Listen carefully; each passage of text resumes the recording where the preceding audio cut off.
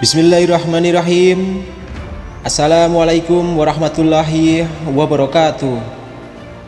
Gimana kabarnya sahabat kabar Islam? Semoga masih dalam lindungan Allah yang maha sempurna.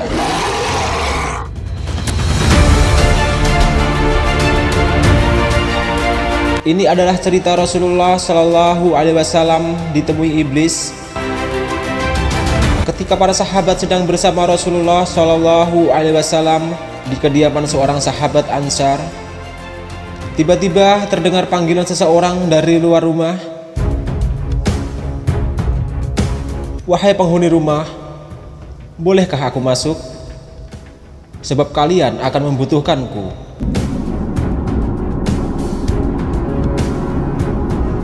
Rasulullah Shallallahu Alaihi Wasallam bersabda, "Tahukah kalian siapa yang memanggil?" Kami menjawab, "Allah dan Rasulnya yang lebih tahu." Beliau melanjutkan, "Itu iblis laknatullah bersamanya." Umar bin Khattab berkata, "Izinkan aku membunuhnya, wahai Rasulullah." Rasulullah Shallallahu Alaihi Wasallam menahannya. "Sabar wahai Umar, bukankah kamu tahu bahwa Allah memberinya kesempatan hingga hari kiamat? Lebih baik bukakan pintu untuknya, sebab dia diperintah Allah untuk ini. Pahamilah yang apa hendak ia katakan dan dengarkan baik-baik." Ibnu Abbas radhiyallahu anhu berkata, pintu lalu dibuka. Ternyata dia seperti seorang kakek yang cacat satu matanya. Di janggutnya terdapat 7 helai rambut seperti rambut kuda. Taringnya terlihat seperti taring babi. Bibirnya seperti bibir sapi. Iblis berkata, "Salam untukmu Muhammad. Salam untukmu para hadirin." Rasulullah Shallallahu Alaihi Wasallam menjawab, "Salam hanya milik Allah Subhanahu wa Ta'ala. Sebagai makhluk terlaknat, apa keperluanmu?" Iblis menjawab, "Wahai Muhammad, aku datang ke sini bukan atas kemauanku, namun karena aku terpaksa." "Siapa yang memaksamu?" "Malaikat dari utusan Allah telah mendatangiku dan berkata, Allah Subhanahu wa Ta'ala memerintahkanmu untuk mendatangi Muhammad. Beritahu Muhammad tentang caramu dalam menggoda manusia. Jawablah dengan jujur semua pertanyaannya. Demi kebesaran Allah, andai kau berdusta satu kali saja, maka Allah akan jadikan dirimu debu yang tertiup angin. Oleh karena itu aku sekarang mendatangimu. Tanyalah apa yang hendak kau tanyakan. Jika aku berdusta, aku akan dicaci oleh setiap musuhku. Tidak ada sesuatu pun yang paling besar menimpaku daripada cacian musuh." Rasulullah Shallallahu Alaihi Wasallam bertanya kepada iblis, "Kalau kau benar jujur, siapakah manusia yang paling kau benci?" Iblis segera menjawab, "Kamu. Kamu dan orang-orang sepertimu adalah makhluk Allah yang paling aku benci." "Siapa selanjutnya?" "Pemuda yang bertakwa, yang memberikan dirinya mengabdi kepada Allah." "Lalu siapa lagi?" "Orang alim dan wara atau loyal." "Siapa lagi?" "Orang yang selalu bersuci." "Siapa lagi?" "Seorang fakir yang sabar dan tidak pernah mengeluhkan kesulitannya kepada orang lain." "Apa tanda kesabarannya?" "Wahai Muhammad, jika ia tidak mengeluhkan kesulitannya kepada orang lain selama 3 hari, Allah akan memberinya pahala orang-orang yang sabar." "Selanjutnya apa?" "Orang kaya yang bersyukur." "Apa tanda kesyukurannya?" "Ia mengambil kekayaannya dari tempatnya dan mengeluarkannya juga dari tempatnya." "Orang seperti apa Abu Bakar menurutmu?" "Ia tidak pernah menurutiku di masa jahiliyah, apalagi dalam Islam. Umar bin Khattab, demi Allah, setiap berjumpa dengannya aku pasti kabur. Utsman bin Affan, aku malu pada orang yang malaikat pun malu kepadanya. Ali bin Abi Thalib, aku berharap darinya agar kepalaku selamat dan berharap ia melepaskan aku dan aku melepaskannya. Tetapi ia tak akan mau melakukan itu. Ali bin Abi Thalib selalu berzikir kepada Allah Subhanahu wa Ta'ala. Apa yang kau rasakan jika melihat seseorang dari umatku yang hendak sholat? Aku merasa panas dingin dan gemetar. Kenapa? Sebab setiap seorang hamba bersujud satu kali kepada Allah, Allah mengangkat derajatnya 1 derajat. Jika seorang umatku berpuasa, tubuhku terasa terikat hingga ia berbuka. Jika ia berhaji, aku seperti orang gila. Jika ia membaca Al-Quran, aku merasa meleleh laksana timah di atas api. Jika ia bersedekah, itu sama saja orang tersebut membelah tubuhku dengan gergaji. Mengapa bisa begitu? Sebab dalam sedekah ada 4 keuntungan baginya, yaitu keberkahan dalam hartanya, hidupnya disukai. Sedekah itu kelak akan menjadi hijab antara dirinya dan api neraka, dan segala macam musibah akan terhalau dari dirinya. Apa yang dapat mematahkan pinggangmu? Iblis menjawab, suara kuda perang di jalan Allah. Apa yang dapat melelehkan tubuhmu? Iblis menjawab, taubat orang yang bertaubat. Apa yang dapat membakar hatimu? Istighfar di waktu siang dan malam. Apa yang dapat mencoreng wajahmu? Sedekah yang diam-diam. Apa yang dapat menusuk matamu? Sholat fajar. Apa yang dapat memukul kepalamu? Sholat berjamaah. Apa yang paling mengganggumu? Majelis para ulama.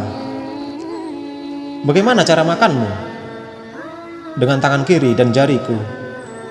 Di manakah kau menaungi anak-anakmu di musim panas? Di bawah kuku manusia. Nabi teruskan bertanya, siapa temanmu wahai iblis? Pemakan riba. Siapa sahabatmu? Pezina. Siapa teman tidurmu? Pemabuk. Siapa tamumu? Pencuri. Siapa utusanmu? Tukang sihir. Apa yang membuatmu gembira? Bersumpah dan cerai. Siapa kekasihmu? Orang yang meninggalkan sholat Jumat. Siapa manusia yang paling membahagiakanmu?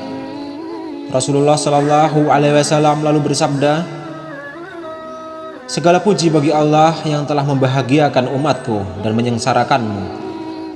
Iblis segera menimpali, tidak, tak akan ada kebahagiaan selama aku hidup hingga hari akhir. Bagaimana kau bisa berbahagia dengan umatmu, sementara aku bisa masuk ke dalam aliran darah mereka dan mereka tidak bisa melihatku? Demi yang menciptakan diriku dan memberikanku kesempatan hingga hari akhir, aku akan menyesatkan mereka semua. Baik yang bodoh atau yang pintar, yang bisa membaca dan tidak bisa membaca, yang durjana dan yang soleh, kecuali hamba Allah yang ikhlas. Rasulullah Shallallahu Alaihi Wasallam lalu bertanya, siapa orang yang ikhlas menurutmu?